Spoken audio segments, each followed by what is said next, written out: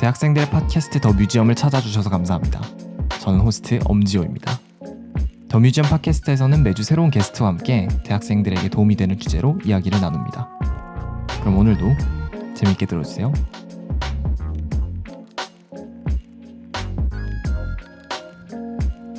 자, 그러면은 녹음을 시작하도록 하겠습니다. 네, 반갑습니다. 반갑습니다. 네, 오늘도 더 뮤지엄 팟캐스트를 찾아주신 여러분 모두 감사합니다. 그리고 오늘의 주제는 뭘까요? 멘탈 관리와 자존감. 그렇습니다. 그리고 이 주제에 관련된 게스트로 모신 분은 권예원 씨입니다. 혹시 자기소개 간단하게 부탁드려도 될까요? 네. 안녕하세요. 저는 연세대학교 아동가족학과 17학번에 재학 중인 권예원입니다. 네. 그리고 오늘 어떻게 이 주제에 대해서 이야기하고 싶은 마음이 들었는지도 여쭤봐도 될까요? 그러니까 자존감이라는 키워드는 뭔가 오랫동안 저를 괴롭혀왔던 그런 거였는데, 난 낮은 자존감 때문에 되게 힘들어했던 기간이 길고, 그걸 뭔가 극복해보고 싶어서 이것저것을 했는데 되게 잘 안 됐어요. 오래 잘 안 됐는데, 근데 최근에 들어서 진짜 최근 한 2-3달? 이 정도 동안 갑자기 변화하면서 되게 괜찮아졌거든요. 그래서 뭔가 그 원래부터 자존감이 높았던 사람의 이야기보다는 되게 낮았다가 그거를 극복해본 사람의 이야기를 듣는 게 더 좋지 않을까 하는 생각해서 이야기하고 싶었어요. 되게 좋은 포인트를 말씀해 주셨는데, 사실 저희가 저번 주 에피소드에서 학점이 주제였는데 그 게스트가 조나단 씨가 똑같은 얘기를 하셨어요. 학점이 처음부터 좋았던 사람보다 처음에 안 좋았다가 큰 발전을 이룬 사람이 더 여러분들에게 좋은, 그리고 좀 더 도움이 되는 조언을 해줄 수 있지 않을까 싶어서 학점을 선택했다고 했는데, 예원 씨도 좀 마찬가지의 이유로 네. 자존감을 고르신 것 같아요. 네. 그리고 저는 이 주제를 말씀해 주셨을 때 저도 이 주제가 되게 좋다고 생각을 했던 게, 믿기지 않으실 수도 있겠지만 저도 자존감이 정말 낮아서 좀 고민을 했었던 시기가 고등학교 때 있었고, 그때를 대학교 온 기점으로 좀 많이 회복을 했어요. 그게 제 인생에 많은 영향을 끼쳤고, 이 얘기를 한 번은 나눴으면 좋을 것 같다는 생각이 들어서 저도 이 주제를 얘기해 주셨을 때 완전 환영했습니다. 저는 근데 되게 최근 일이네요. 이거 들었을 때 네. 2-3개월 정도.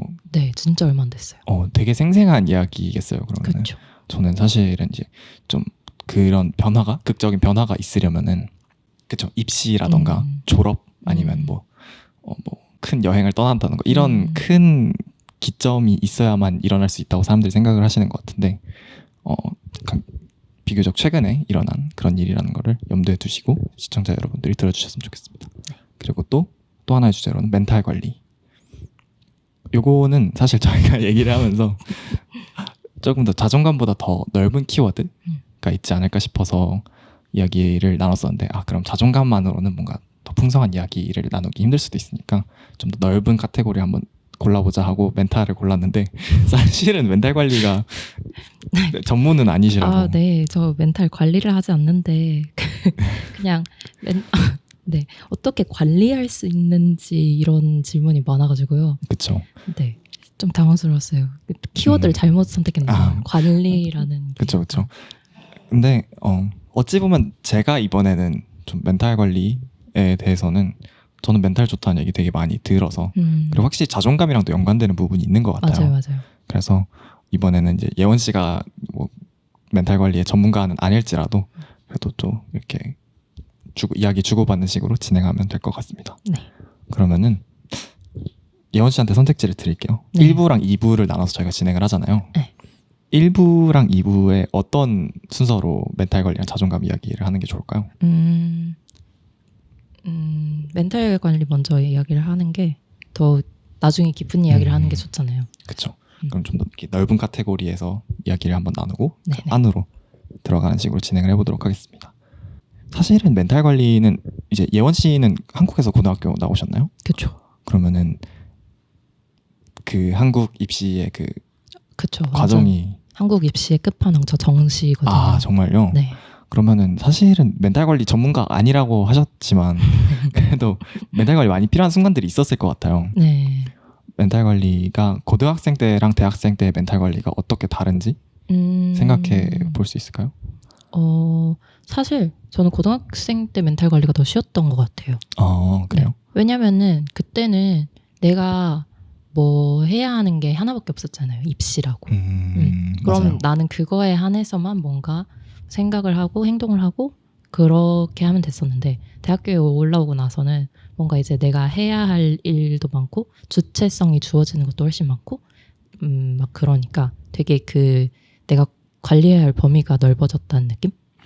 맞아요. 항상 저희 더 뮤지엄이 대학생들을 위한 팟캐스트라는 초점을 두고 진행을 한 이후로부터 항상 대학교 때와 고등학교 때가 어떻게 다른지를 여쭤보는데 그 주제가 항상 나오는 것 같아요. 그 전에는 시킨 것만 하면 됐다. 근데 대학교 와서는 자유와 함께 주어진 그런 책임감? 맞아요. 이런 게 많다 보니까. 그럼 대학교 때는 1, 2, 3, 4 지금 몇 학년? 지금 졸업 저 막학기요. 막학기. 네. 그럼 1, 2, 3, 4학년을 다 거치셨는데 그렇죠. 1, 2, 3, 4학년 중에 멘탈 관리가 제일 어려웠던 때가 언제였던 것 같아요? 저는 그게 있잖아요. 대입병이라고 맞아요, 있잖아요. 맞아요. 그래서 저는 대학교 2학년 2학기를 마치면서 되게 힘들었고 그리고 또 3학년 2학기를 마치면서 힘들었어요. 2학기에 그게 있네요. 네, 그 학년이 올라간다는 그게 네. 좀 뭔가 내가 내 인생을 준비해야 한다는 압박감이 갈수록 커졌던 것 같아요. 저 다음 학기에 3학년 2학기거든요. 근데 너무 공감하는 게 저도 2학년 2학기 때 진짜 힘들었어요. 저는 2학년 2학기가 3학년 2학기 안 해봐서는 모르겠고 다음에 알려드릴게요. 어땠는지. 근데 2학년 2학기가 힘들었던 거는 그게 있는 것 같아요. 대학생활 벌써 반이 끝났네? 라는 그 생각이 들잖아요. 그래서 사실 남학생들 같은 경우에는 2학년 2학기 끝나고 군대 가는 경우도 되게 많고 여학생분들도 휴학하는 경우가 되게 많은 것 같아요. 2학년 2학기 때나 아니면은 좀 변화를 주려고 한다던가 그 체크 포인트잖아요. 네. 그래서 그런 것 같고 3학년 2학기 때는 어떤 식으로 더 힘들었던 것 같아요? 그러니까 저한테 조언을 주신다면? 저는 개인적으로 2학년이었기 때 힘들었던 이유는 네네. 제가 그때 디자인 수업을 들어봤어요. 생활 디자인. 네. 근데 그러니까 그 이유가 1학년 때는 우리가 전공 수업을 잘 안 듣잖아요. 그래서 그쵸. 1학년을 그냥 막 보내다가 2학년 때 이제 그 아동가족학과 전공 수업을 들었는데 내가 생각했던 거랑 너무 다른 거예요. 너무 아동 위주고 난 이걸 하고 싶었던 건 아닌데 그래서 이제 어차피 고생을 할 거면 내가 좋아하는 걸 하면서 고생을 하자라고 생각해서 저는 디자인을 잘 하진 못하지만 그래도 좋아한다고 생각했거든요. 만들기 이런 것도 좋아하고 그런 거니까 그래서 생디 수업을 들어봤어요. 복전을 해보고자 2개를 들었는데 진짜 털렸죠. 혼났군요.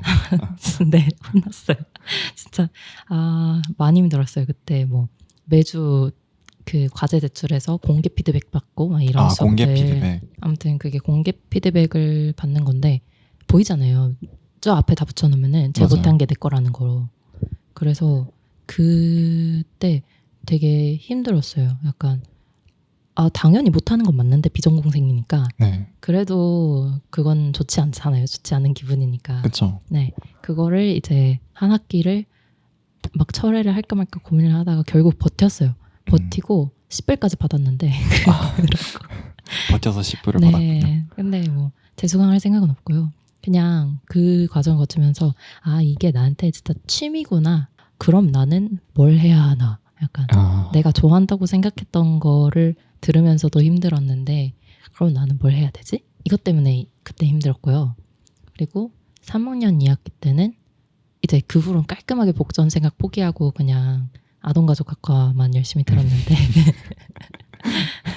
4학년 2학기 때는 그것 때문에 힘들었어요. 그냥 저는 분명히 막 뭐 RA도 하고 여러 동아리도 하고 뭣도 하고 이것도 하고 저것도 하면서 힘을 그러니까 꽤나 바쁘게 살았는데 네, 꽤나 바쁘게 살아왔는데 이제 3학년에서 4학년으로 넘어가면 약간 4학년 취준해야 되고 이런 그쵸. 압박이 있잖아요. 맞아요.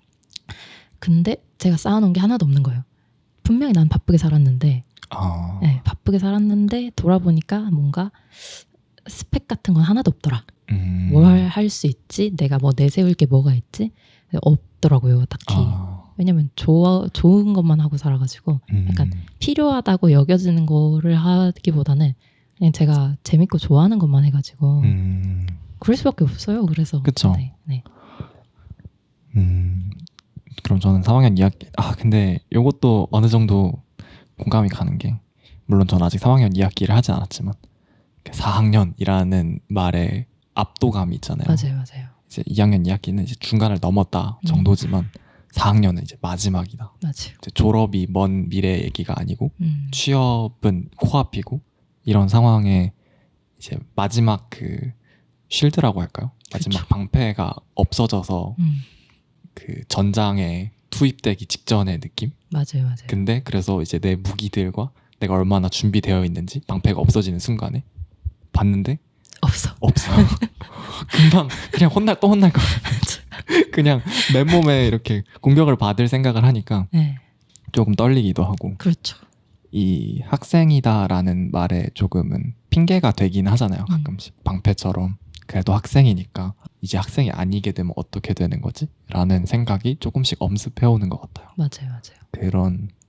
그럼 1학년 때는 그런 게 없었나요? 저는 1학년 때는 진짜 행복했어요. 정말요? 1학년 좋죠. 행복 그 자체.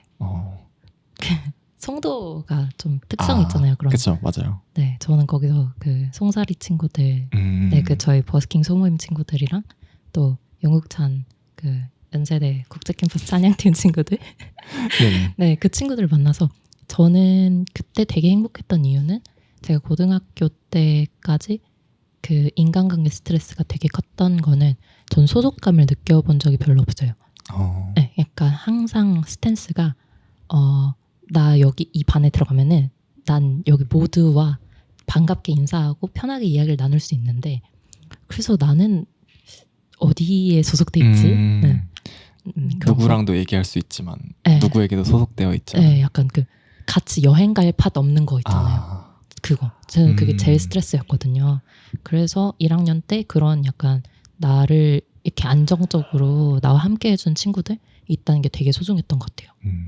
되게 그쵸. 소속감이 사람들이 많이 관과하는 것 중에 하나인데 좀 우울함이 동반되는 것 같아요. 그런 소속감이 맞아요. 없으면은 저는 소속감의 중요성을 무소속이 되어 보기 전까지 모르잖아요. 맞아요. 좀 저는 고등학교 졸업하고 대학교 입시하는 동안 특히 이제 그 알바를 했었는데 알바하기 직전 입시 끝난 후 딱 그때가 제가 소속감이 아무 데도 소속되어 있는 상태가 아닌 거예요. 학원도 안 다니고 있지, 뭐 알바를 하는 것도 아니지, 교회도 이제 그냥 예배만 드리고 오는 이런 상태였어서 그때 정말로 그냥 우주에 그냥 떠도는 느낌? 어디에 뭐 하나 이렇게 잡고 이동할 수 없는 허우적거리는 그런 느낌을 받았던 것 같아요. 네. 아무튼 그러면 대학교에 이런 멘탈이 망가지는 그런 순간들이 있다는 걸 이제 여러분들한테 말씀을 드렸는데 그럼 이런 순간에서 멘탈을 어떻게 붙잡아야 하는가, 어떻게 관리할 수 있을까를 대해서 이야기를 해보도록 하겠습니다. 네. 멘탈이 무너진다는 게 정확히 무슨 뜻일까요? 저희가 막 멘붕이다. 사실 이것도 되게 신조어, 좀 그쵸? 오래되긴 했지만 네. 신조어라고 생각을 하거든요. 멘탈이 정확히 뭐라고 생각하세요? 멘탈이요? 그쵸. 멘탈이랑 이제 멘탈이 무너졌다. 둘 다. 멘탈을 챙긴다. 이런 게 무슨 의미일까요? 그러니까 약간 예쁜 말로 말하면은 마음 챙김인 것 같고요. 네. 안 예쁜 말로 하면 뭔가요? 예쁜 말로 하면은 안 예쁜 말이, 그러니까 멘탈 자체가 막 예쁜 말은 아닌 것 같아서 그쵸. 어감이. 네. 좀 부정적인 상황에서 많이 쓰죠. 네. 멘탈 말하면서. 저는 그러니까 그런 것 같아요. 멘붕이라는 거는 내가 약간 패닉에 빠지는 거. 근데 약간 내가 지금 뭘 해야 될지 모르겠고, 내가 왜 이렇게 된지 모르겠고, 앞도 뒤도 안 보이는 상황. 그런 게 멘붕이 아닐까 싶어요. 뭘 하지도 못하겠는 상황? 하고 네. 있는 게 막 안 되거나 이런 게 아니라 네. 하지도 못하겠는 네, 상황. 네.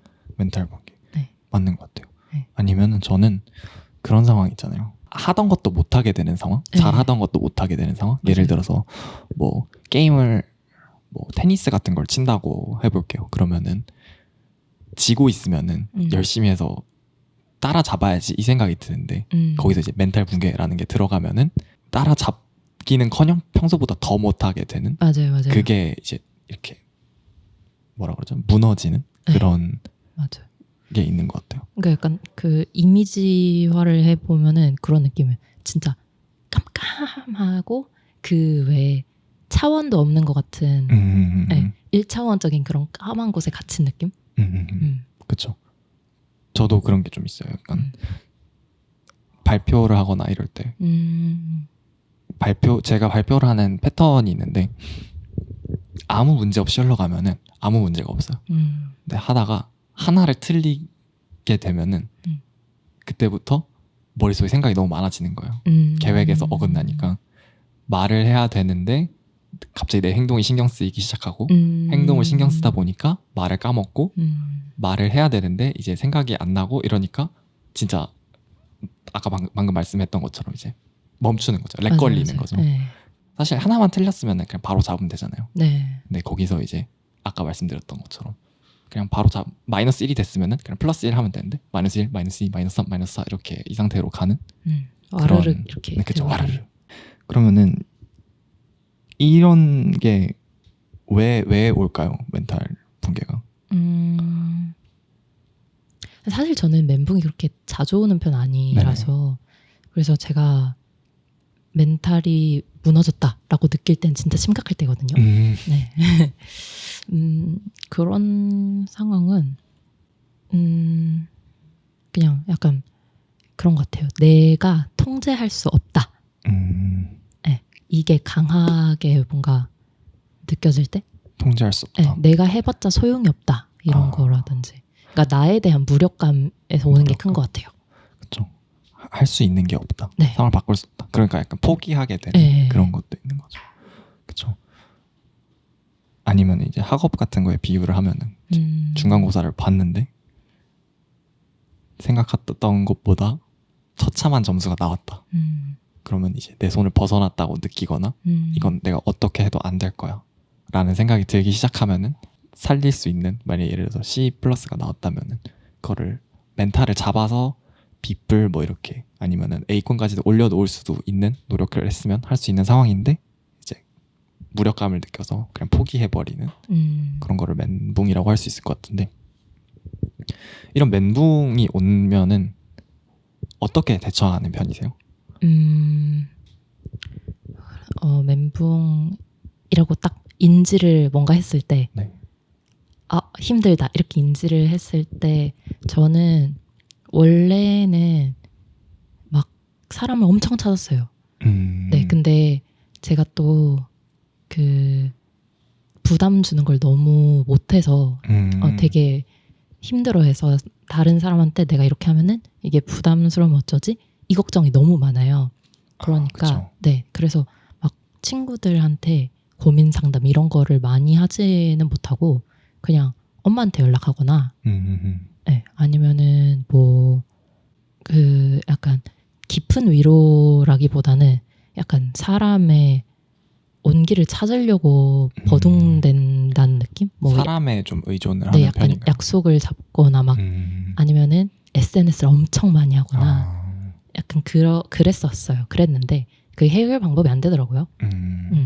엄마는 좀 괜찮은데 네, 그렇게 깊은 이야기 나누지 못하고 그냥 내 표면적인 약간 그런 온기만 찾으려고 하는 건 진짜 하나도 도움이 안 돼가지고 그쵸. 결국에는 근데 그 신앙 얘기해도 돼요? 상관없어요. 네. 저는 결국 깨달은 것은 진짜 사람한테 의지하는 거는 절대 해결 방법이 아니고 이럴 때는 다시 하나님을 의지해야 하는구나. 이거를 느꼈죠. 네. 사실 저는 여기서 인지하는 것도 되게 큰 스텝이라고 생각을 하거든요. 사실 멘붕의 시작이 아니라 어찌 보면 내가 멘붕하고 있구나로 시작을 하는 게 아니라 사실 멘붕하고 있구나를 깨달았으면은 이미 큰 스텝을 밟은 거라고 생각을 해요. 왜냐하면 많은 사람들이 그걸 인지하지 못하고 나는 쓰레기야 이런 식으로 넘어간다던가 난 원래 이러고 난 항상 다 못하지 또 이렇게 됐네 이런 식으로 그냥 내가 멘탈이 안 좋아서 지금 퍼포먼스가 떨어지고 있구나라는 걸 자각을 못하고 자책하는 경우가 되게 많거든요. 멘붕에 빠져 있으면은 본인이 멘붕인지도 모르는 정도 심하면 그럴 수도 있는 것 같아요. 나 지금 멘탈을 못 잡고 있구나라는 걸 약간 자각을 한 했으면. 발짝 떨어져서 보는 느낌. 그쵸. 그러면은 이미 한 스텝을 밟은 거라고 생각을 해요. 음. 그러면은 그걸 인지했을 때라고 시작하셨는데 본인이 지금 멘탈을 못 잡고 있구나라는 거를 어떤 때 인식하세요? 그러니까 처음에는 몰랐는데 이게 약간 사람 경험이 쌓이면은 약간 알게 되잖아요. 맞아요. 저는 일부러 나쁜 기분을 더 나쁘게 끌고 들어가려고 하는 순간을 그게 캐치가 되면은 이거 지금 좋지 않다라는 생각을 그제서야 해요. 약간 저만 그런지는 모르겠는데 네네. 약간 기분이 나쁘거나 우울하거나 이러면은 그거를 밝게 바꿔야지라기보다는 계속해서 그 나쁜 기분에 잠식되어 있고 싶을 때가 있지 않아요? 완전 이해돼요. 네. 좀 이제 하루에 나쁜 일이 일어나는 기간이 되게 짧잖아요. 사실은 네. 확 누군가한테 이런 모욕을 당한다던가 그러면은 그것 때문에 기분이 상했으면 머리로는 당연히 더 나아져야 된다 이게 안 돼. 자꾸 더 그냥 이 우울한 기분을 몰라 이러면서 좀 떼쓰듯이 맞아요. 몰라 나 그냥 나 죽을래 뭐 이런 식으로 말한다던가 네. 됐어 나 안 나가 뭐 일부러 뭐 친구들이랑 약속 다 취소한다거나 일부러 음. 머리로는 알고 있는 도움이 안 되는 행동들을 음. 그냥 하거나 그런 경우도 있는 것 같고 네. 살짝 비슷한데 저는 방이 엄청 더러워져요. 멘탈이 붕괴가 되면은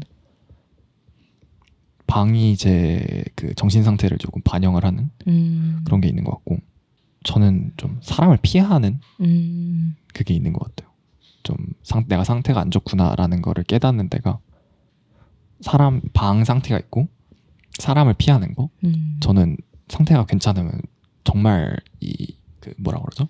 외향적인 사람들 그냥 모르는 분들한테 인사하고 이러는데 별거 아닌 거에 기분을 나빠한다던가 아니면은 경비 선생님한테 인사하던 거를 그냥 인사할 기분이 아예 안 든다던가 그런 모습을 발견을 하면은 좀 내가 지금 상태가 안 좋구나 라는 걸 깨닫기도 하고 가끔은 식욕 떨어지는 것도 좀 내가 지금 내 상태 관리가 좀 안 되고 있구나 이런 걸 자각을 하는 신호가 좀 되는 것 같아요.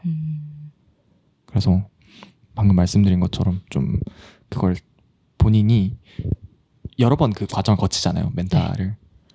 그럴 때 좀 그런 게 도움이 될 것 같아요. 본인이 그런 과정을 거칠 때 어떤 신호들이 보이는지를 적어두거나 아니면 기억하고 있으면은 일단 지금은 지금이지만 또 이후에 그런 일이 있을 때 도움이 되잖아요. 맞아요. 그래서 저는 그걸 좀 추천드리고 싶은 것 같아요. 청취자 여러분들한테. 그럼 다음 질문은 멘탈 관리가 왜 중요할까요? 멘탈 관리가 중요하죠. 근데 이게 막 내가 멘탈 관리를 해야지 자기 관리처럼 그쵸. 그렇게 마음 먹고 멘탈 관리를 하는 게 중요하다기보다는 그냥 평소 나의 마음가짐 아니면 나의 디폴트 값, 생각의 디폴트 값 이런 거를 잘 설정하는 게 중요한 것 같아요. 저의 디폴트 값은 뭐냐면은 저는 긍정이 엄청 디폴트 베이스예요. 네. 사고 회로가 약간 긍정적으로 돌아가요. 저도. 네. 그래서 약간 그런 거 있잖아요. 어떤 상황에 놓였을 때 그게 남들이 봤을 때 안 좋은 상황일지라도 저는 거기서 좋은 게 먼저 보이거든요. 그리고 사람을 볼 때도 좋은 걸 먼저 봐요. 그래서 저는 사람들도 되게 좋아하고 그 상황에 어떤 상황에 놓이든 내가 이 상황 때문에 뭐가 힘들어라고 느끼는 적이 많이 없는 것 같아요. 맞아요. 좋은 면을 보려고 하는 게 세옹지마라는 말이 있잖아요. 네. 근데 이게 노력이 좀 필요한 것 같아요. 그런 테크닉들이 몇 개가 있는 것 같아요. 저도. 네. 저도 당연히 이걸 처음부터 그랬던 건 아니고 그런 상황들을 많이 겪으면서 아까 말씀드렸던 것처럼 그런 멘탈 관리가 필요한 상황에서 내가 어떻게 빠져나왔을 때 내가 이런 방식을 써서 이렇게 하면 도움이 되는구나라는 걸 기억을 해놨다가 쌓인 데이터거든요. 네. 그래서 그런 것들이 도움이 되는 것 같아요. 어떤 게 있냐면은 첫 번째로는 만약에 안 좋은 일이 일어났어요. 예를 들어서 엄청 중요한 뭐가 있는데 신청을 제가 까먹은 거예요. 예를 들어서 뭐 장학금 신청을 까먹었어요. 네. 그래서 뭐 돈 손해를 봤어요. 그러면은 진짜 안 좋은 상황이잖아요. 누가 봐도 손해를 본 상황이고 이런데 거기서 이제 아까 말씀드렸던 것처럼 나는 바보야 나는 막 이러면서 자책을 하면서 이렇게 구덩이를 파고 들어가서 더 우울해지는 게 아니라 좀 어찌 보면 자기 합리화라고 생각하실 수도 있는데 그런 식으로 좀 자기한테 말을 하는 거예요. 지금이라도 겪어서 다행이다 이런 걸 내가 부주의한 습관이 있고 이거를 나중에 더 큰 손해를 보기 전에 지금 이 정도로 끝나서 다행이다. 내가 이 일을 겪지 않았으면은 지금은 뭐 50만 원 손해를 봤지만 이 일을 겪지 않고 나중에 가서 200만 원, 300만 원 손해를 봤을 수도 있다. 이런 식으로 생각을 하면은 처음에는 아이 뭐야 그게 하는데 이게 그래도 좀 치유가 돼요. 네, 좀 자책도 맞아요, 줄어들고 이게 걸음이 됐다. 나에게 도움이 됐다. 이런 식으로 생각을 하는 게 도움이 첫 번째로 저는 되는 것 같고 그 다음에는 이것도 정말 합리화처럼 들릴 수 있어요. 이게 부정적으로 생각하려면 끊임없이 부정적으로 생각할 수 있는데 그 안에서도 긍정적인 걸 보자면은 누군가에게 도움이 됐겠지? 라는 생각을 하는 거예요. 내가 장학금 신청을 못했지만 그러면은 다른 사람이 나 대신 좀 더 필요한 사람이 받아가지 않았을까? 내가 신청을 까먹었다는 것은 그만큼 내가 절박하지 않았다는 뜻일 수도 있고 나보다 더 절박한 사람이 가져가는 게 맞는 게 아닐까? 이 덕분에 나는 손해를 보긴 했지만 그래도 누군가에게 행복이 되지 않았을까? 네. 원래 타지 못했을 사람이 탔을 수도 있으니까 좀 그런 식으로 돌려볼 수 있는 것 같아요. 혹시 이런 게 예원 씨도 있나요? 저도 되게 비슷해요. 특히 첫 번째 거는 완전 비슷하고 그러니까 뭐 어쩔 수 없죠. 이미 일어나서. 맞아요. 네, 어쩔 수 없어요. 그러니까 저는 일어난 일에 대해서 내가 지금 어찌할 수 없는 일에 대해서는 포기가 되게 빨라요. 그러니까 장학금 이미 놓쳤잖아요. 어쩌겠어요. 후회해봤자 지금. 그렇죠. 그러면은 지금 내가 뭘 할 수 있을까를 고민하거나 내가 뭘 할 수 없으면은 그거에 대해서 완전 깨끗이 비워버리거나 그래서 그 비워버릴 때 쓸 수 있는 좋은 방법이 그런 뭐 남들이 듣기엔 자기 합리화일지 몰라도 뭐 내가 지금 이렇게 실수함으로써 나중에 더 큰 그런 거를 면할 수 있을 거다 이런 생각들 네, 이렇게 하는 게 저도 되게 공감이 돼요. 이거 말고 또 예원 씨 말을 들으니까 생각나는 것 중에 하나는 아마 곰돌이푸 이런 거에서 나왔던 것 같은데 드라마가 아니라 어린이용 쇼지만 네. 거기서 나왔던 말이 되게 와닿았던 게 아니다 라이온킹인가? 아무튼 걱정되는 일이 있으면은 거기서 너가 할 수 있는 일이 있는가를 물어보는 게 중요해요. 할 수 있는 일이 있으면 그걸 하면 되고 없으면 어쩔 수 없는 거잖아요. 맞아요. 그러니까 사실은 걱정할 이유가 없는 거죠. 맞아요. 네. 왠지 푸일 것 같아요. 푸일 것 같아요. 네, 느낌상. 맞는 것 같기도 하고 제가 찾아서 링크 달아드리도록 하겠습니다. 네. 요 질문은 제가 또 개인적으로 궁금했었는데 멘탈 관리랑 체력의 연관성이 있나요? 있죠. 너무 있다고 생각해요. 완전 있죠. 완전. 네. 먼저 얘기해 주시겠어요? 저는 그러니까 체력이 약했을 때 멘탈이 약해질 확률은 있고 근데 그거는 필연적은 아니라 생각해요. 그건 극복 가능한 문제인데 멘탈이 약해지면 체력이 약해지는 건 100%인 것 같아요. 그쵸. 이게 결국 우리의 정신이라는 것, 정신력이라는 것도 결국은 이제 호르몬의 영향을 받고 이제 두뇌도 기관이잖아요, 결국. 이걸 저는 어떻게 생각을 하냐면은 운동을 하는 게 게임 같은 거 하면은 네. HP 바가 있잖아요. 근데 이 체력 바를 예를 들어 100이라고 하면은 네. 체력을 소모를 해서 20만큼 써서 체력이 80이 되지만 체력 바가 늘어나는 거예요. 뭐 피통이라고 하죠. 체력이 커지는 거예요. 한 110 이 정도로.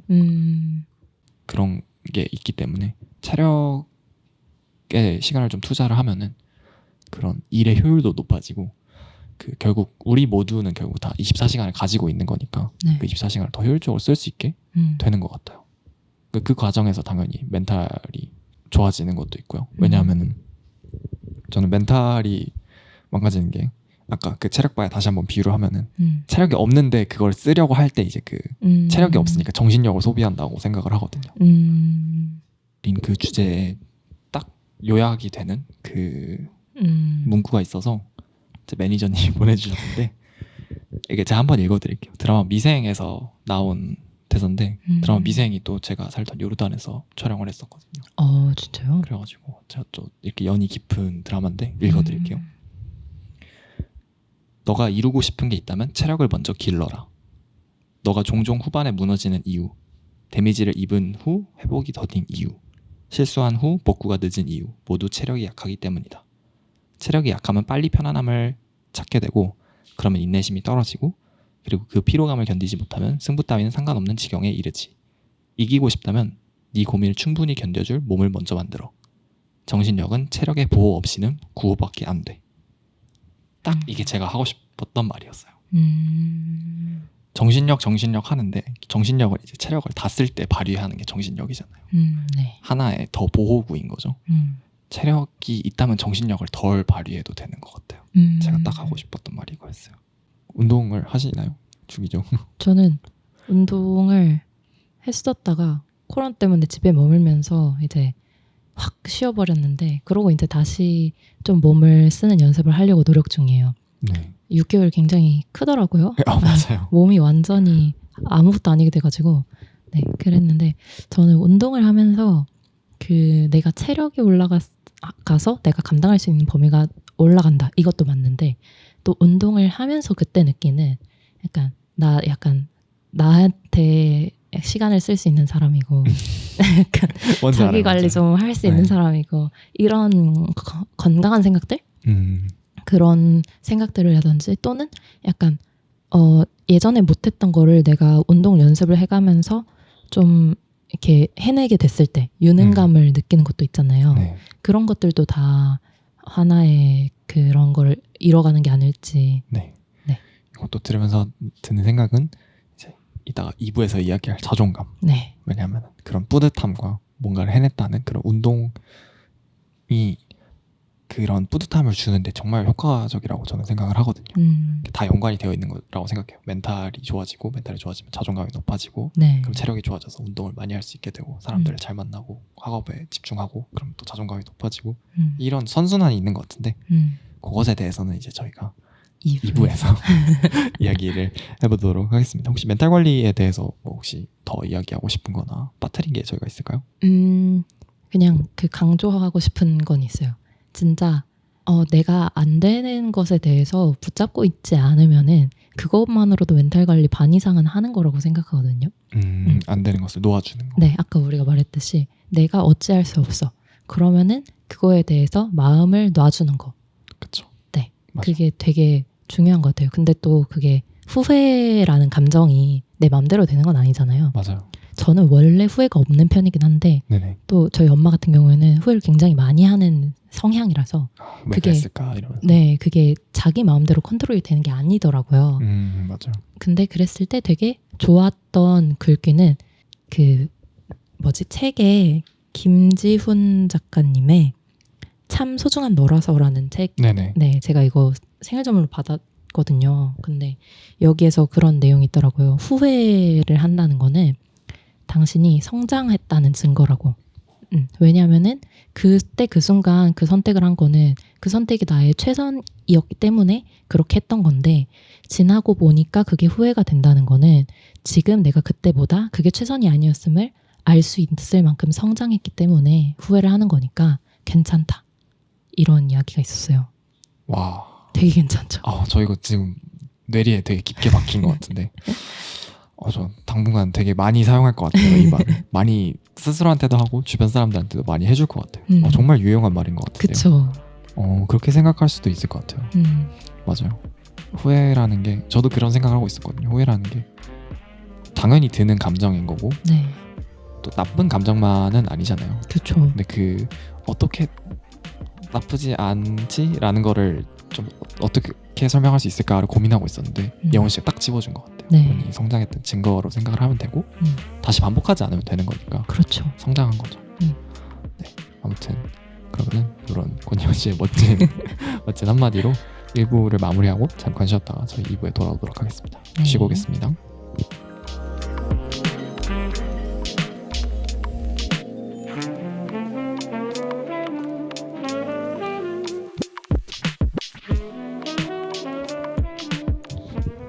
네, 그럼 저희 잘 쉬고 돌아와서 이제 2부 녹화 시작하도록 하겠습니다. 네. 자존감에 대해서 이야기를 해보도록 하겠습니다. 네. 사실 이게 조금 더 메인 주제라고 봐도 되겠죠. 이거는 이제 권예원 씨가 전문가는 아니지만 전문가는 아니고 전공을 하신 건 아니지만 네. 그래도 좀 일가견이 있다고 할 수 있는 주제니까요. 자존감이 뭘까요? 자존감은 나를 얼마나 사랑하는가인 것 같아요. 그렇죠. 한자로 풀면은 자아 존중 이런 의미잖아요. 좀 네. 나 자신을 사랑해라 막 방탄분들 Love yourself. 하는데 어찌 보면 이게 막연하게 들릴 수도 있을 것 같아요. 그렇죠. 정확히 어떻게 뭐 나를 나 본인 안으면서 이게 나를 사랑하는 법인가? 이거를 좀 더 나를 사랑하는 법 이거를 좀 더 자세히 풀어가는 설명으로 진행을 해보도록 하겠습니다. 네. 그렇다면 나를 사랑한다는 거는 어떤 의미를 가지고 있을까요? 저는 나를 사랑한다는 거는 나의 있는 그대로를 인정해 주는 거라고 생각해요. 이게 되게 어려운 일이잖아요. 그렇죠. 네. 맞아요. 그래서 저는 이게 되기까지 참 오랜 시간이 걸렸어요. 네. 근데 나를 그래 이게 나야 라고 인정을 하고 나니까 그래 이게 나고 그래도 괜찮아 이게 되니까 나를 사랑하게 되더라고요. 조금씩 그럼 자존감이 원래는 낮으셨던 거잖아요. 네. 자존감이 낮은 사람들의 특징은 어떤 게 있을까요? 사실은 이제 자존감이라는 개념이 낯설으면은 네. 낮든 높든 이게 뭔지도 모를 수도 있잖아요. 그쵸. 조금 어떤 경향이 있을까요? 자존감이 낮다는 건. 일단 나를 비교를 많이 해요. 다른 사람들과. 나 스스로를 그러니까 내가 나 스스로를 비교하면서 다른 사람들과 거기에서 내가 못난 점만 찾죠. 못난 점을 찾거나 또는 아니면은 어떻게든 이겨먹으려고 해요. 내가 이런 점은 쟤보다 나아. 이렇게 어떻게든 더 내가 나은 점을 찾으려고 혈안이 됐다고 해야 되나? 네. 그런 약간 이중적인 면이 있는 것 같고요. 그러니까 내가 쟤보다 나은 점을 어떻게든 찾으려고 한다는 거는 그 기저에는 내가 쟤보다 못하다는 게 깔려 있잖아요. 쟤보다 못한데 이것만큼은 나. 네, 이런. 그렇죠. 그러니까 내가 쟤보다 나아라는 생각조차도 아니라 비교할 필요도 없다. 비교할 네. 필요도 없고 나는 그렇죠. 나고 쟤는 쟤야라는 생각이 있으면은 네, 더 나은 점, 좋은 점을 찾는 시도도 안 할 텐데 네. 그걸 찾고 있다는 것은 그 본인을 끊임없이 비교하고 있다는 뜻일 수도 있을 것 같아요. 네. 근데 사실 비교라는 게 진짜 안 좋은 거잖아요. 그렇죠. 아무리 선의의 비교라고 하더라도 그런 말을 하신 적이 있거든요. 저희 교회 목사님이 비교는 결국 비참해지거나 교만해지거나 둘 중 하나가 될 수밖에 없다고.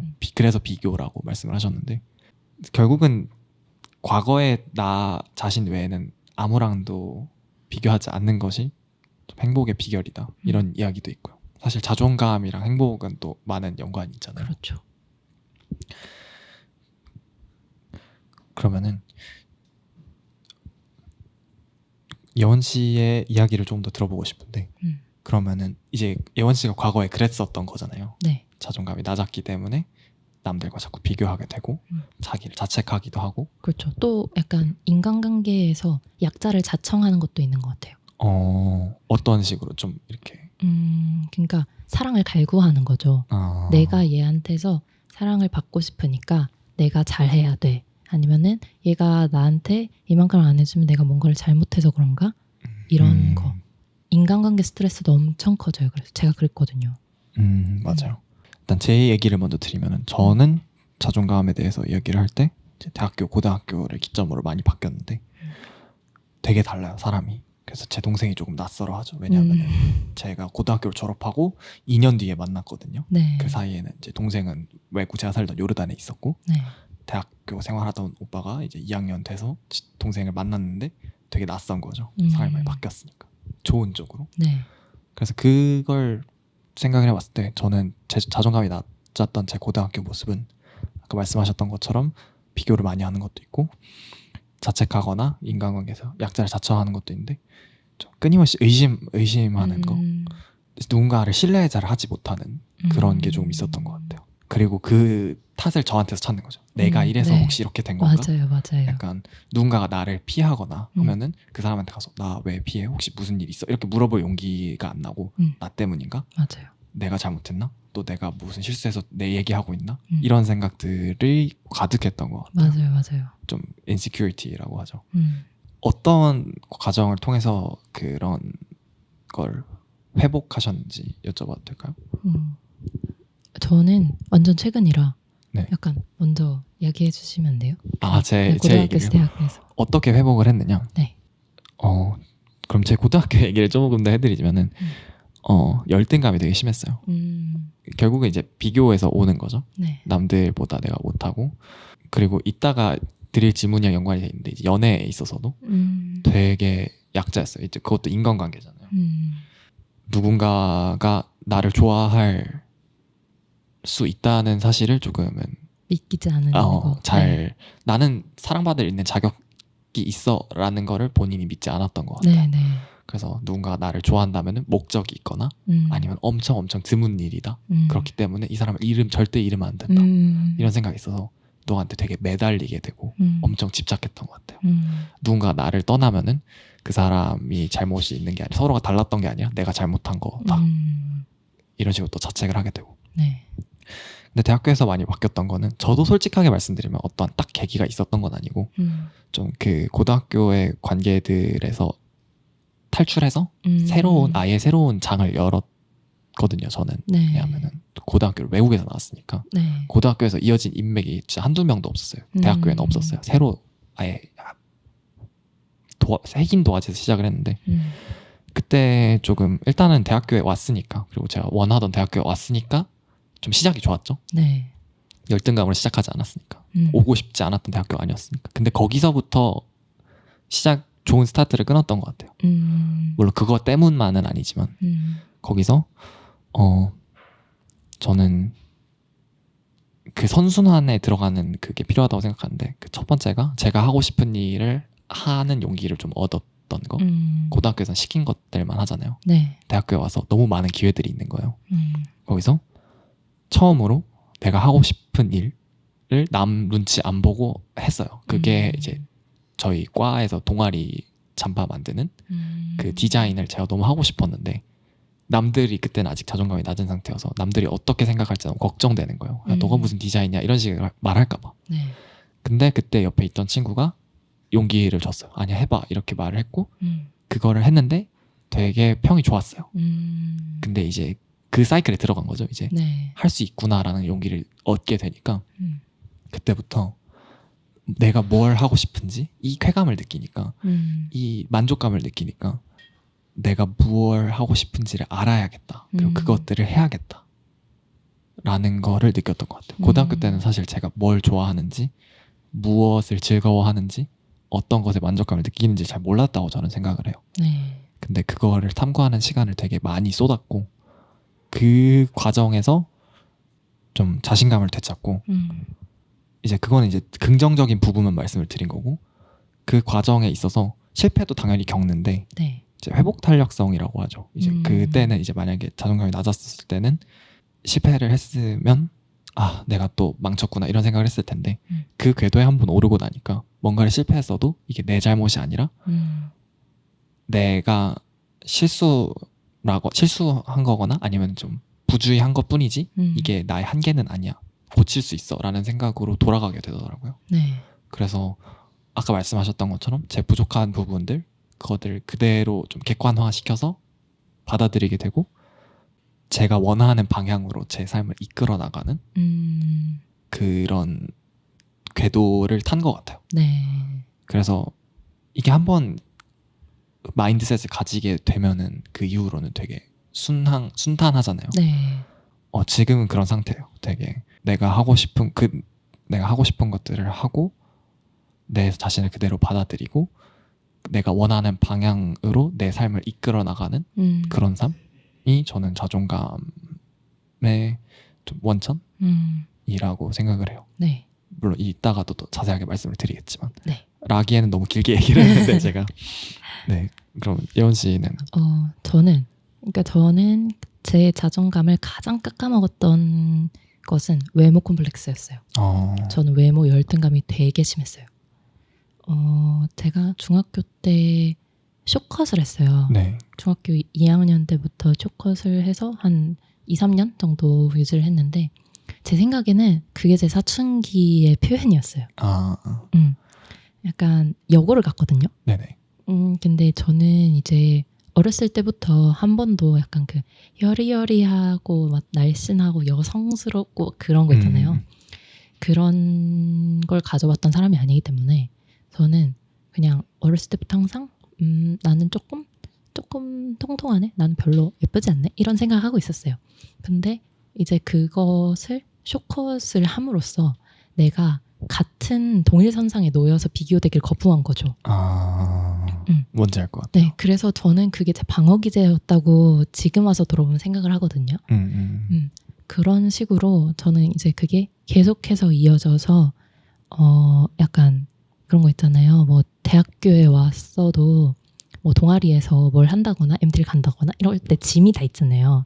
짐이 있으면은 그 남자인 친구들도 있으니까 그 친구들이 무거운 거를 들잖아요. 먼저 들어주잖아요. 그렇죠. 네, 그럴 때가 많은데 저는 제가 먼저 가서 제일 무거워 보이는 걸 들었어요. 네, 왜냐면 저는 그렇게 해야 비교 선상에 놓이지 않는다고 생각을 했거든요. 약간 그러니까 내가 좀 다르다 이렇다기보다는 나는 내가 생각했을 때 내가 생각하는 그 여리여리한 그런 게 없기 때문에 나는 거기에서 비교되면은 완전히 꼴등일 수밖에 없기 때문에 나는 그 장을 탈출한 거예요. 네. 뭔지 알 것 같아요. 그냥 비교 자체를 네. 되는 걸 거부하고 네. 싶었던 거고. 그렇죠. 그래서 그런 경향이 되게 심했고, 그래서 다이어트도 안 해본 다이어트가 없었고, 항상 하고 항상 실패하고, 그게 이제 반복되면은 사람이 몸이 더 살이 안 빠진 몸이 되잖아요. 그렇죠. 네, 그렇게 한 뭐 진짜 10년 정도가 이어졌고, 뭐 그런 부분에 있어서 외모 콤플렉스가 되게 심했고, 네. 또 다른 거는 인간관계에 있어서 믿지 못하는 거. 그러니까 아까 말한 거랑 완전 흡사해요. 내가 여기에서 무슨 트러블이 생긴다. 그건 무조건 내 잘못이고, 아니면은 약간 그 사람은 아무 의도도 없었어요. 아무 의도도 없지만 내가 봤을 때 약간 뭐지? 조금 다르네? 전이랑 다르네? 이러면 내가 뭘 잘못했나? 바로 이렇게 생각하고 그냥 그런 거였죠. 내 관계에 있어서 안정감을 갖지 못했던 거, 내가 계속해서 노력을 해야 한다고 생각했던 거, 그런 것들이 있었던 것 같아요. 저는 오히려 막 제가 행동에 대해서는 되게 저는 자신감이 있었어요. 약간 난 다 잘 될 거야. 약간 이런 마음이 되게 강했거든요. 그리고 하고 싶은 거를 할 수 있는 용기도 있고 그런 경험들도 많아서 그런 면에 있어서는 괜찮았는데 정작 진짜 그러니까 나의 행동과 나 자신 중에서 나의 행동 성격 같은 건 괜찮은데 나 자신은 별로다. 네, 약간 이런 상태였어요. 그게 대학교 와서까지도 지속이 됐던 건가요? 네, 계속 지속됐죠. 그러면은 그런 낮은 자존감이 어떤 영향을 미칠까요? 그런 생활에 있어서. 일단 감정 소모를 너무 많이 하죠. 스트레스, 인간관계 맞아요. 스트레스가 너무 심하니까. 맞아요. 아까 말씀하셨던 것처럼 아무 의도도 없이 한 행동들에 하나하나씩 의미 부여하고 그쵸. 나 혼자. 그런 스트레스가 분명히 있었을 것 같고. 네. 그리고 뭐 그런 거 있잖아요. 전 미팅도 저희 과 미팅 진짜 많이 들었거든요. 여자가 많은 거다 보니까. 그렇죠. 근데 저는 1학기 때 6월에 딱 한 번 나가보고 그 전엔 한 번도 안 나가봤어요. 그런 거 있잖아요. 내가 나가면 민폐 아닐까? 뭐 다른 사람들이 어떻게 생각하지 않을까? 뭐 이렇게 생각하지 않을까? 네, 약간 뭐 상대방 측에서 나 같은 애가 나오면 좀 싫어하지 않을까? 이런 생각. 그리고 이게 질문에도 있었는데 낮은 자존감이 연애에도 좀 미치는 영향이 아까 말씀드렸던 것처럼 좀 있는 것 같아요. 네, 있죠. 상대방 애초에 그런 이야기가 있더라고요. 그 사람이 왜 좋아? 라고 했을 때 만나는 사람이 있을 때 왜 좋아했는데 그 사람이 나를 좋아해줘서 라고 말을 하면은 낮은 자존감의 신호일 수가 있대요. 네. 왜냐하면은 누군가를 만나고 있다는 뜻은 그 사람이 특별하다는 뜻이잖아요. 네. 다른 사람들에게 없는 것이 이 사람에게 있어서 네. 예를 들어서 그 사람이 부자여서 좋아. 그러면 다른 사람들은 돈이 없는데 이 사람은 돈이 있어. 그 사람이 능력이 있어서 좋아. 그래서 다른 사람은 능력이 없는데 이 사람은 뭐 자기 프로페션에 되게 그 전문성이 있어. 그래서 좋아. 인데 이 사람이 나를 좋아해서 좋아 라는 것의 기저에는 다른 사람들은 나를 안 좋아해. 네. 대부분 나를 좋아한다는 거는 드문 일이야. 굉장히 드문 일이야. 그렇기 때문에 이 사람이 나를 좋아해 준다는 거는 좋아하는 거 말고 좋아해 준다는 거는 굉장히 특별한 일이야. 약간 시혜적인 느낌이 그쵸. 들어있는 거죠. 그런 게 기반에 있을 수도 있다고 하더라고요. 네. 그런 연애를 조금 했던 것 같아요. 저는 자존감이 낮았을 때는. 그런 연애 혹시 실례가 안 된다면 그런 경험도 있나요? 약간 뭐 얘가 나를 좋아해줘서 좋아라기보다는 저는 그러진 않았던 것 같은데 그냥 일단 저는 누가 나를 좋아할 거란 생각은 못했어요.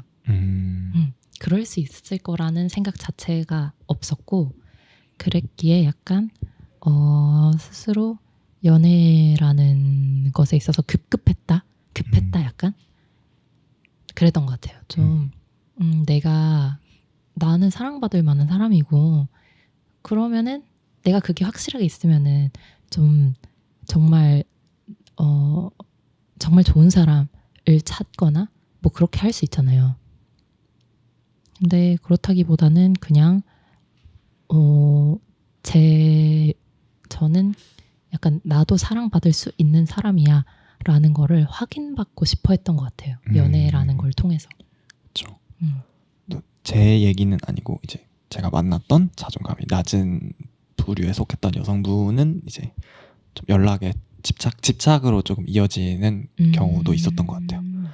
내가 확인받고 싶다고 하셨잖아요. 네. 근데 그게 좀 이제 연락 같은 걸로 발현이 되면은 그런 불안이 있는 거죠. 혹시나 나는 지금까지 사랑받고 있다는 것을 확인받고 싶은데 그러지 못하면은 의심이 이미 되는 거죠. 이 사람이 혹시 이 사람도 나를 떠나는 건가? 이 사람도 내가 별로 마음에 안 드나? 이런 생각이 들어서 이제 왜 연락 안 해? 이렇게 의심을 한다는 거. 혹시 다른 사람 만나는지 아닌지 걱정을 하거나 그런 식으로 이어지는 경우도 있었어요.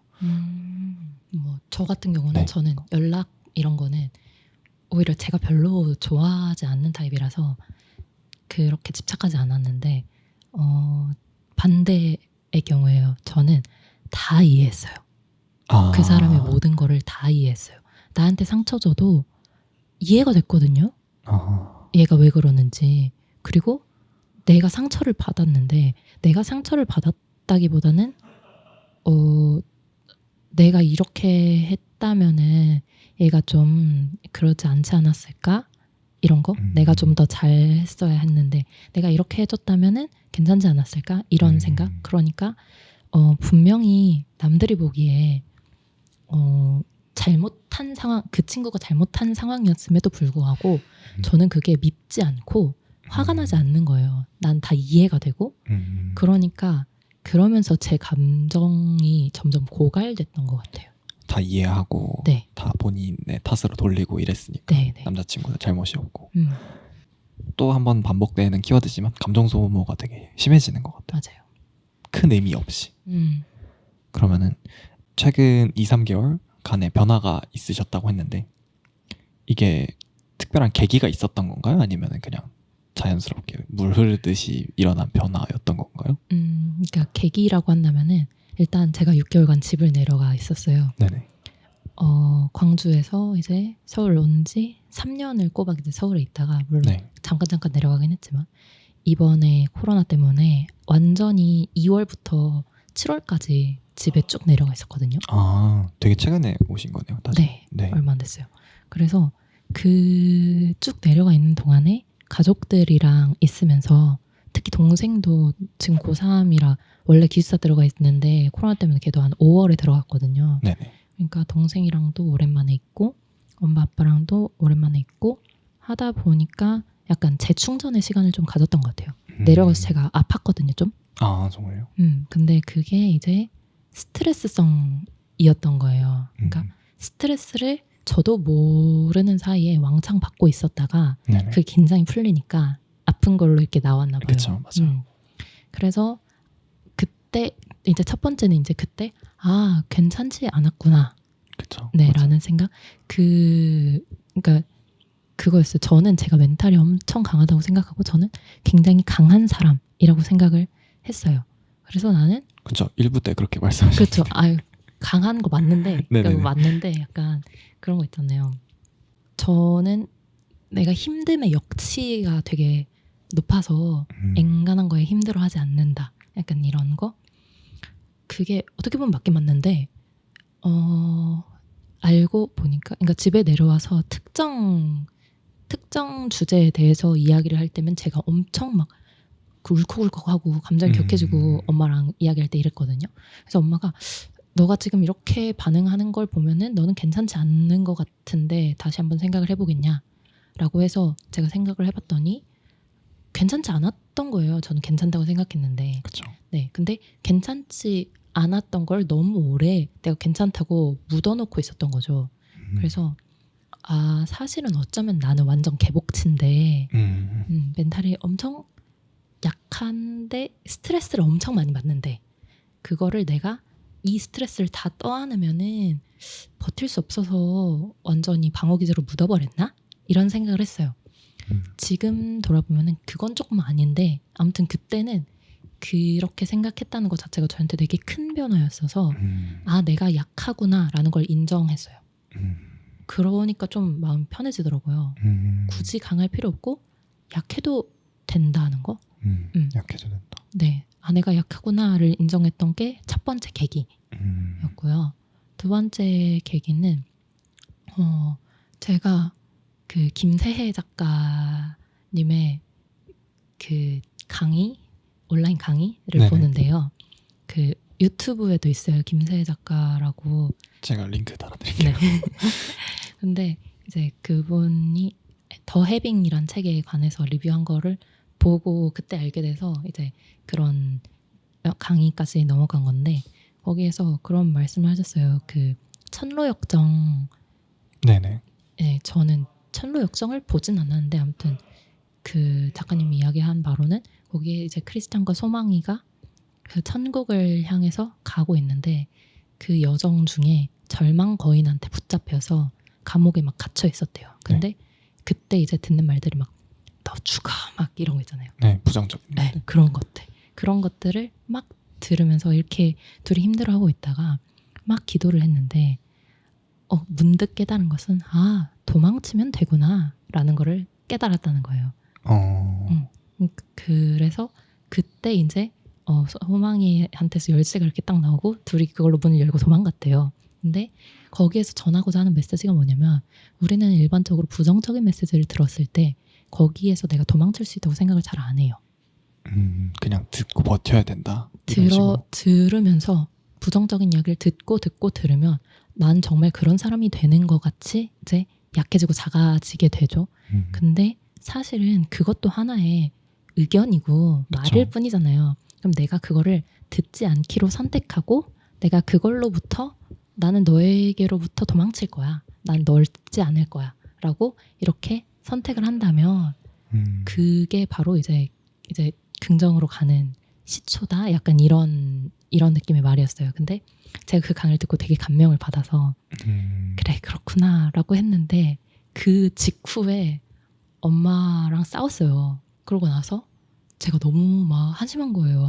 지금 바로 막 이렇게 다짐을 해놓고 또 이렇게 감정이 격해져서 이러고 있냐라는 생각을 하면서 제가 그 루시라는 밴드의 알죠. 네, 제가 굉장히 좋아하는 밴드인데 개화라는 데뷔곡이 있어요. 네네. 그 노래가 저는 이게 제 인생 위로곡이다라고 말하는 노래인데 그때 그 노래를 들었거든요. 가사를 보면서 계속 들었어요. 근데 어떤 느낌이었냐면은 약간 그 가사를 잘 뜯어보시면은 그 약간 어둠을 견디고 겨우 어둠에서 탈출해서 봄의 세계로 들어간 화자가 아직 어둠에 머물러 있는 청자에게 용기를 주는 노래라고 저는 생각하거든요.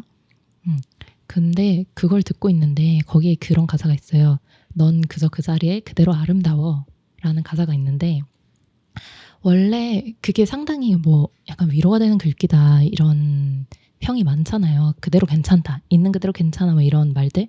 근데 저는 그게 별로 위로가 되지 않았거든요. 네. 왜냐면은 나는 버둥버둥 거렸어요. 나는 어떻게든 달라지고 싶다고 버둥거렸고 어떻게든 노력을 좀 해봤는데 안 되니까 내가 지금 이러고 있는 거잖아요.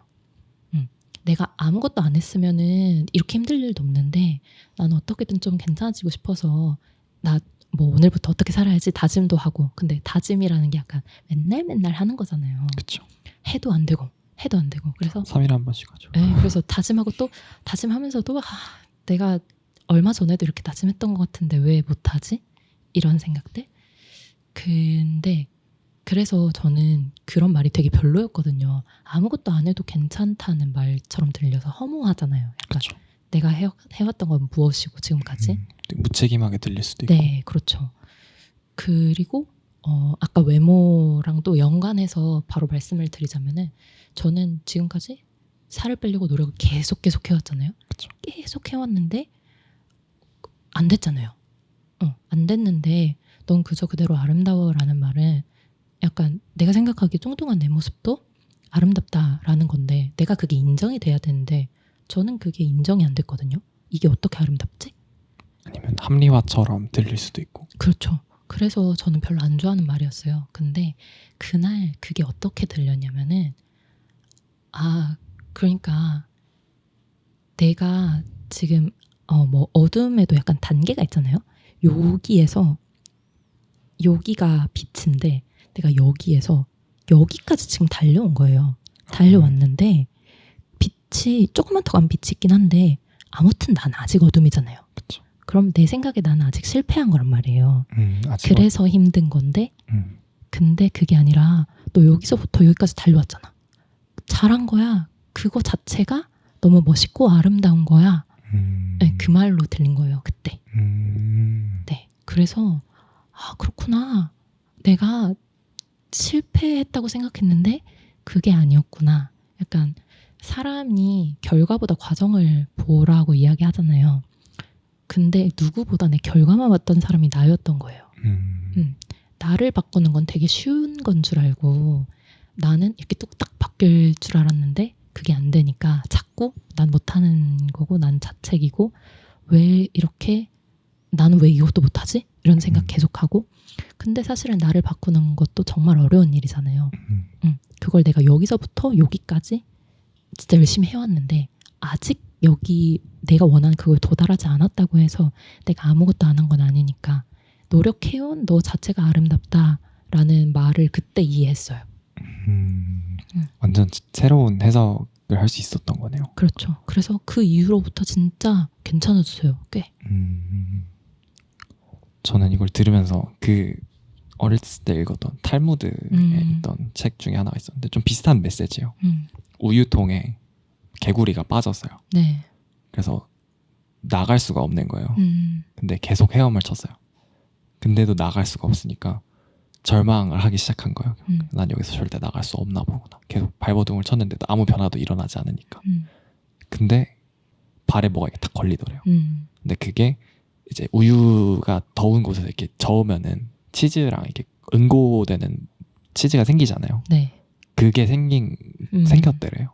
그래서 그걸 밟고 탈출을 할 수 있었대요. 네. 어찌 보면 그 어둠에서 이렇게 달려온 과정이 겉으로 봤을 때는 나 아직 어둠에 있고 바뀌지 않았어 라고 생각할 수도 있지만 계속 변화는 일어나고 있었던 거고 그렇죠. 그 노력이 아름다웠던 거죠. 그렇죠. 결국은 맞아요. 나올 수 그러니까 있었던 거고. 약간 성공을 해야 내가 아름다운 게 아니라 너는 이렇게 달려온 걸로 인해 아름답기 때문에 그래서 할 수 있어. 요게 된 거죠. 선후 관계가 바뀐 거예요. 그러니까 참 괜찮더라고요. 아까 말씀드렸던 그거랑도 연관지어서 말할 수 있을 것 같아요. 그럼 무력감? 아까 멘탈이랑 저희가 멘탈이랑 자존감을 묶어놨던 것도 그런 상호관계가 있기 때문이잖아요. 네. 멘탈 붕괴가 무력함이라면 결국 이제 자존감이 높아진다라는 거는 그 무력함의 반대인 통제권을 가지게 되는 거. 네. 이게 아무 의미 없는 행동이 아니라 내가 움직이고 있고 내가 방향을 이끌어가고 있고 멈춰있는 것이 아니라 움직이고 있다라는 것을 본인이 자각하는 게 그게 멘탈 관리이자 좀 자존감의 키워드인 것 같아요. 제가 네. 생각했을 때는. 맞아요. 그리고 이제 몇 가지 계기들이 있어요. 그게 방금 두 번째 네네. 계기였고 세 번째는 진짜 보다 최근인데요. 제가 이제 그 인턴에 붙고 임팩트 커리어라고 이제 네네. 소셜 섹터들로 가는 붙은 사람들한테 공동 채용을 해서 공동 교육을 시켜준 프로그램이 있어요. 그게 이제 8월 초에 했는데 그때 이제 한 세션 중에서 나의 가치에 대해서 생각해보는 게 있었는데요. 그러고 나서 이제 가치 슬로건을 만들어보자. 나만의 가치 슬로건을 만들어보자가 있었어요. 근데 제가 그때 고른 가치들 중에 사랑이라는 게 있었거든요. 그래서 이제 고민을 하다가 그냥 문득 나를 사랑하고 사랑이 흘러 넘치도록 이라는 슬로건을 써봤어요. 근데 쓰고 나니까 뭔가 이게 그렇구나 라는 깨달음이 딱 오는 거예요. 그 문장 자체는 사랑이 흘러넘치도록 나를 사랑하자라는 게 더 맞는 문장이잖아요. 근데 그건 느낌 좀 다르더라고요. 나를 사랑하는 게 먼저인 거예요. 나를 사랑하고 그 사랑이 흘러넘치는 게 진짜 사랑을 하는 거죠. 저는 이게 인간관계 스트레스랑 상당히 많은 연관이 있는데 나는 사랑받고 싶기 때문에 내가 나를 사랑하지 못했기 때문에 그 사랑을 받고 싶어서 사람들한테 매달렸던 거잖아요.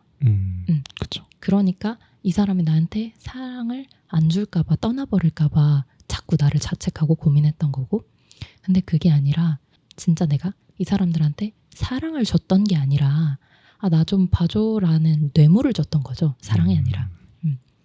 진정한 사랑은 내가 나를 사랑하고 그 사랑이 진짜 흘러 넘쳤을 때 대가를 바라지 않는 사랑이 진짜라 하잖아요.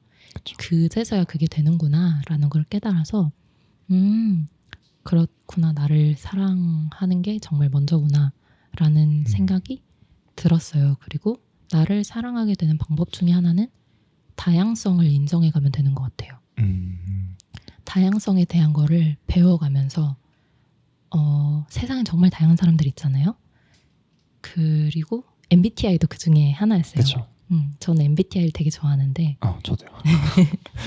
매번 나와가지고 에피소드마다 적당히 하라고 사람들이 제가 얘기 꺼내거든요. 근데 MBTI. 네, 근데 저는 이제 전문가분이랑 상담을 받았었어요. 네네.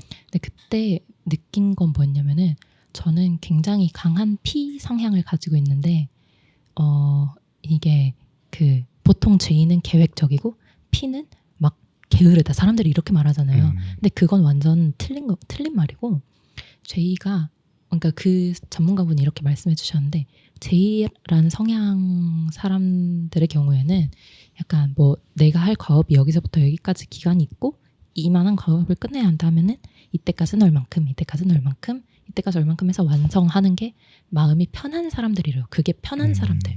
근데 P 성향의 경우에는 여기서부터 여기까지는 정보 수집을 막 하고 그리고 남은 순간에 이걸 바탕으로 확 효율적으로 일을 해버리는 사람이라는 거죠. 저는 왜 세상에서 말하는 바람직한 인간상은 되게 계획적인 사람이잖아요. 그렇죠. 할 일 제대로 딱딱딱 네, 하는. 네. 그래서 저는 그게 안 되기 때문에 노력해도 잘 안 되더라고요. 그래서 전 제가 너무 게으르고 한심한 사람이라고 생각했어요. 과제 같은 것도 교수님이 막 2주 기한 주고 과제를 주면 바로 시작한 사람들도 있더라고요. 근데 저는 그래요, 있더라고요. 네, 저는 한 뭐 이틀, 뭐 하루 전 이렇게 시작하거든요. 근데 그러면서 그 생각을 또 안 하는 건 아니니까 약간 과제 해야 되는데 하면서 안 해요. 또 하면서 미리 할 걸 이러고. 근데 그래서 저는 그게 너무 한심했거든요, 제가. 근데 그게 아니라 해야 된다 하는 생각을 하면서 저는 그래서 뭘 하지? 뭘로 주제를 잡고 어떻게 쓰지? 이런 고민은 계속 하고 있었어요. 그쵸. 하고 있었는데 내가 그걸 실행을 안 했을 뿐이지. 머릿속에만 굴러가고. 근데 그게 자료 수집을 하고 피들이 일하는 방식이었더라고요. 그러니까 그게 내가 한심하고 게으른 게 아니라 나의 방식이었고 나는 그 방식대로 나한테 맞는 방식대로 잘 해나가고 있었던 거고 그렇게 사는 사람들도 많고 이게 개인의 다 성향이다. 이 얘기를 딱 들으니까 아 그치 하나의 인간상에 나를 맞추려고만 했었는데 그전에는 그게 아니라 이렇게 다양한 인간상이 있는 거구나. 다 각자의 성향을 가지고 16개나 되는 막 이렇게 다양한 그쵸. 사람들이 있는데 어떻게 그걸 하나에 맞춰요. 말도 안 되는 거잖아요. 그래서 저는 그 MBTI 그 이야기를 듣고 되게 마음이 편해졌어요. 아, 나 괜찮다. 이렇게 해도 되는 거구나. 그렇죠. 안심이 되죠. 네. 그래서 그때부터 있는 그대로의 나를 조금 인정하기 시작했고 그런 거를 더 다양성에 대해서 배우면서 나의 다양성에 대해서도 인정을 하기 시작했던 것 같아요. 이것도 되게 중요한 키워드 중에 하나고 앞으로도 계속 나오겠지만 본인에 대한 관심을 네. 키우는 게 조금 시작이라고 생각해요. 한 발짝 가장 중요한 한 발짝이라고 생각을 해요. 본인이 어떤지를 받아들인 거잖아요. 근데 본인에 대해서 받아들이려면은 본인이 어떤지를 알아야 되고 네. 그걸 알아내려면은 그 전에 관심이 있어야지 알아볼 거 아니에요. 그러니까 본인 스스로한테 관심을 가지는 게 되게 중요한 것 같아요. 맞아요. 그래서 좀 더 구체적으로 질문을 하신 분들이 있었는데 좀 더 구체적으로 어떻게 하면은 자존감을 높일 수 있을까? 라는 질문을 많이 하신 것 같아요. 네. 사실은 예전에야 조금 낯설었지만 자존감이라는 키워드가 이제는 다들 다 알고 계시는 키워드이기도 하고 대신 어떻게 올려야 될지 좋은 건 알겠는데 어떻게 그렇게 될 수 있느냐 막막하게 느끼시는 분들도 되게 많은 것 같아요. 네. 사실 자존감이 낮은 걸 자각하고 있는데 어떻게 해야 될지 막막하신 분들도 있고 좀 그런 분들한테 조언을 준다면 아까 제가 말했듯이 본인한테 관심을 가진다던가 이런 조언이 있을까요? 네. 우선은 저는 그게 되게 좋은 방법이라고 생각해요. 나의 생각을 꼬리를 물고 따라가 보는 거. 내가 이런 생각이 들었어요. 그러면은 내가 왜 이런 생각이 들었지? 아니면은 난 어떨 때 이런 생각이 들지? 뭐 나는 어떤 상황에서 이러지? 이거를 역방향으로 계속 따라가 보면은 그 원인을 파악할 수 있잖아요. 그렇죠. 그리고 그 과정에서 뭔가 내가 이래서 이랬구나, 이래서 이랬구나 라는 거를 인지하게 되면은 나는 왜 이러지? 이렇게 생각했던 게 나는 이런 사람이었구나, 아니면 난 이렇게 생각을 하는구나 이런 걸 조금씩 이해해 나갈 수 있어서 나를 파악해 나가는데 되게 좋은 방법인 것 같아요. 고등학교 때 저랑 지금의 저는 정말 큰 차이가 있지만 가장 큰 핵심적인 차이는 하나의 사실을 알게 됐다는 건데 그 사실이 뭐냐면은 내가 나 자신을 모른다는 거예요. 고등학교 때 저는 나만큼 나를 잘하는 사람이 어딨어 라는 생각을 가지고 있었어요. 그래서 친구가 한번 너가 보통은 말을 하면 너가 나에 대해서 뭘 알아 이렇게 말을 하잖아요. 네. 근데 그 친구가 저한테 너가 너에 대해서 뭘 알아 이렇게 말을 한 거예요. 근데 그 말을 듣고 그때 들었던 생각은 아니 내가 나에 대해서 제일 잘 알지. 다른 사람한테 내가 말하지 않는 사실들도 있고 나 혼자만 아는 그런 사건들도 있는데 남들이 어떻게 나보다 날 잘 알겠어 라고 생각을 했었는데 전혀 아니더라고요. 제가 저에 대해서 모르는 게 너무 많았어요. 대학교 와서 특히 깨달은 거는 내가 뭘 하고 간단하게 시작해서부터는 내가 뭘 좋아하는지부터 내가 어떤 성향의 사람인지 방금 말씀하셨던 것처럼 본인은 P라는 거를 알게 된 거잖아요. 그렇죠. 실패한 제이가 아니라 네. 그런 것들을 하나하나 알아가게 되더라고요. 그걸 알게 되니까 나는 나에 대한 걸 모른다라는 걸 자각을 했을 때 그러네. 그러면은 어떤 내가 나에 대해서 모르는 사실들이 있을까를 생각한 이후로부터 계속 새로운 사실 발견하게 됐어요. 나 이런 거 좋아. 그런 얘기 있잖아요. 막 씨름 같은 거 보면서 나 씨름 좋아하네 이런 그 짤 아시죠? 그것처럼 알죠. 본인이 뭘 좋아하는지 모를 때가 많아요. 정말. 그러니까 다양한 것들을 시도해보고 내가 좋아할 수도 있잖아요. 아직 발견하지 못한 것들이 있을 수도 있으니까 네. 그런 것들 계속 시도했던 것 같아요. 나 이거 좋아하나? 나 이거 좋아하나? 이러면서 그러면서 계속 깨달았어요. 나 이런 사람이구나. 이렇게 우울할 때는 이렇게 해주면 좋구나. 이런 거에 좀 민감하구나. 이런 거에 화가 나고 이런 거에서는 조금 이야기하기를 꺼려하는구나. 네. 라는 것들을 중요하다 싶은 거는 적었어요. 저는 적었어요. 그런 나에 대한 노트가 있어요. 나에 대해서 새롭게 배운 사실. 진짜 사소한 거는 막 나는 팥 아이스크림을 좋아한다 이런 것도 적혀져 있고, 그런 것들을 보면서 내 삶에 대한 통제권을 찾은 것 같아요. 네. 알겠습니다. 또 이런 조언들이 만약에 본인이 자존감이 낮다고 생각하시는 분들이 있다면 좀 큰 도움이 됐으면 좋겠고, 네. 여기 또 질문이 되게 많았었는데 사실 지금 이제 녹화 시간이 다 돼가다 보니까 다 대답은 하지 못했는데, 만약에 또 이런 원래 예원 씨가 더 집중하고 싶었던 주제가 자존감이니까요. 요거에 대해서 더 궁금한 게 있거나 또 질문하고 싶으시다면 편하게 연락을 주시면, 편하게 네. 저한테나 예원 씨한테나 연락 주시면 맞아요. 될 것 같습니다. 그리고 이거 듣고 계신 분들 아마 예원 씨를 사랑하는 분들이 많을 거예요. 보통 지인들이 많이 듣더라고요. 맞아요.